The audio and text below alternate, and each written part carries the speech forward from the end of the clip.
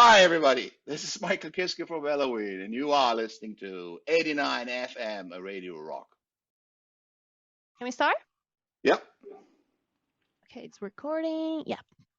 Okay, so Michael, you guys performed here in Brazil last year in October, and now you're back for Monsters of Rock Brazil in April. How was the experience for you last time, and what can we expect? Anything different for Monsters?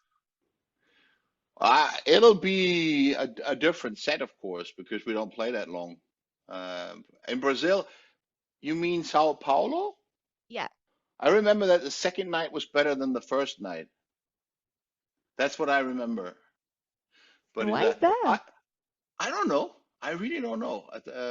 Audience was better on the second night. I haven't got a clue why. I don't know why. But in terms of the set, we really haven't discussed it yet.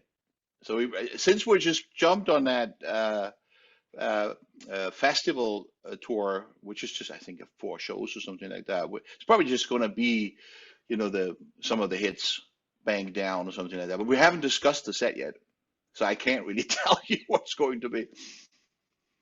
All right, and there's a lot of big names like you guys playing in Monsters this year. We got Kiss, Scorpions, Deep Purple, and Right. you've been everywhere in the world, and you share stage with a lot of musicians that were like the greatest. And I'm wondering, is that anyone that you still haven't had the opportunity to meet up, and you just really wishes that you could just, collab one day? What was the last line? What If collab? if you, yeah, like a collaboration, or just share the stage with a band that you really enjoy. I mean, most of the time you try to play on your own. You try to headline or whatever. But when you get offers like that, you just can't say no, because it's like when Kiss is touring and they're headlining, they play pretty big places. So you go there to actually reach some people that haven't really recognized you yet or whatever. You try to gain some extra fans. That's why you do this.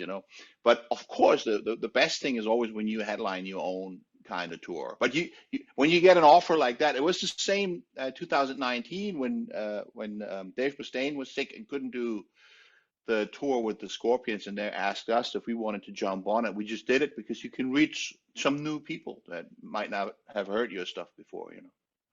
And Halloween has been in Brazil for countless times, and you have such a passionate and loyal fan base here. I want to know, what do you expect from the Brazilian crowd this time? Well, what you always expect from South America, a lot of passion. It's like that's what you always connect with South America. That is very passionate. But I must say, it's quite passionate pretty much everywhere nowadays. Even Japan. Japan used to be very restricted. It's like when we played there the first time when I was still a teenager, when we played there like in the 80s for the first time, 87. They were not allowed to stand up. They had to sit down. There were security people making sure that they're not sit down again when they stand up. So that kind of makes it difficult for a rock and roll show. But that's completely different now. I don't know how it is now. I mean, they're still in the COVID sort of thing. They're probably the worst because the Asians were like extreme with their protections. I think Germany did it pretty good. I mean, looking back at it now, we had enough protection and stuff, but at the right time, we just let it run. So now everybody I had it, everybody had it, and you're just fine with it now.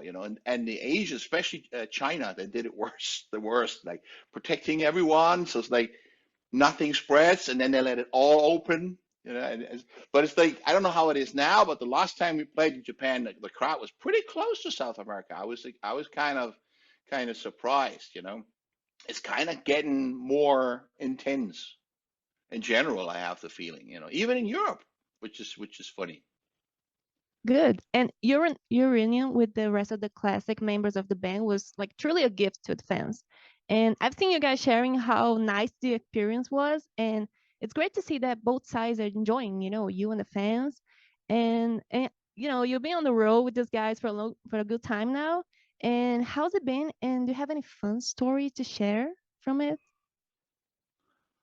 You mean like at the moment I can't think of anything, but I mean sure there is stuff. And when we're done with this interview, I should have said that, but it's like people always ask that, but there's so much happening. It's like even when you're just for 5 weeks on the road or something, so much is happening. It feels like a year because everything is covered up with different hotels and traveling and people and whatnot. So it's like a lot of information is compressed into these 5 weeks. That's why they seem a lot longer, but it's difficult to pick things out, you know.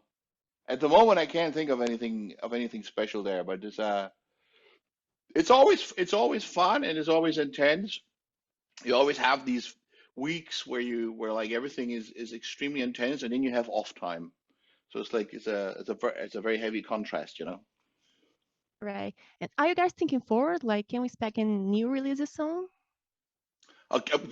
Kai was had just yesterday in the evening. He was just sending me a song, which I thought was amazing. It was kind of very operatic, you know, a bit like Queen-like, you know, a lot of different elements and stuff. Like he wanted me to tell him what I think about it, but I love it. You know, I said, I mean, he hardly does crap. You know, most of the stuff that I can't actually imagine Kai offering a song that I didn't like or anything like that. So, yeah, I think there's something in the coming. I don't know exactly what it's going to be, but I'm sure it's like maybe next year we start looking into that again. Good. Because I was gonna ask you about the recording experience, because you recorded 4 albums with Helloween in the late 80s and 90s, Right. and now cut to 2021, where you guys released a full album altogether. And for you, what were the noticeable difference and maybe challenge that you faced it, like producing a piece of work after 30 years together? It was a lot easier because I wasn't the only vocalist. It makes it much easier. You can just say, well, I think you should sing that one or whatever. You can just pick the ones that suits you the best, and you only have to do half of the work really, or even less. You know, Kai does some stuff too, which make in terms of the working progress is it's easier. But it is also a lot easier because of you getting older. You know, you kind of mature. I mean, I certainly have matured. Everybody does. It's something you really can't avoid.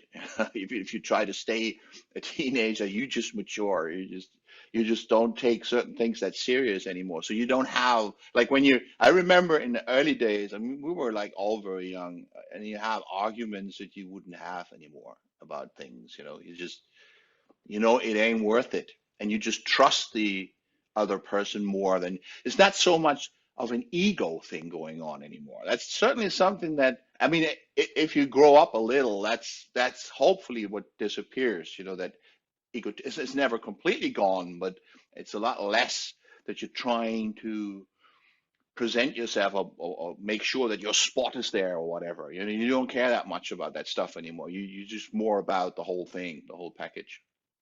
Yeah.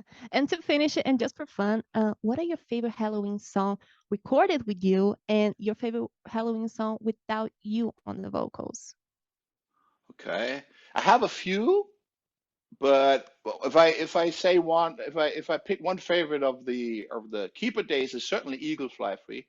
I think that's a killer. It's just always working great live. Um, and when it comes to the last record, I mean, Skyfall really grew for me, and a whole bunch of songs that I like, but that song in particular, I mean, it's probably just maybe also just the connection that I have with Kai somehow. We have the same sort of roots. We like the same kind of bands when it comes to this type of music. So I kind of that song really grew to me. And when it comes to, I mean, Andy has done a whole bunch of great stuff, but Perfect Gentleman, Forever and One, they have done a whole bunch of records. It's very difficult to pick one. So I pick those two that we have played live, Gentleman and Forever and One. I think they're both written by Andy. I saw the performance of Forever and One here in São Paulo that you guys posted online, and literally it gave me chills. It's so amazing. Like, I can't wait to see this live. Yeah, it's always. I mean, the break that I've personally had has been too long now. I'm getting kind of crazy in my house here. It's like we stopped in October, and I needed a break. And then I had problems with my ears, because I was kind of having everything too loud, like on the last tour. So I developed some problems. So I had to skip those 3 shows that we wanted to do there in December. And then the break was long enough.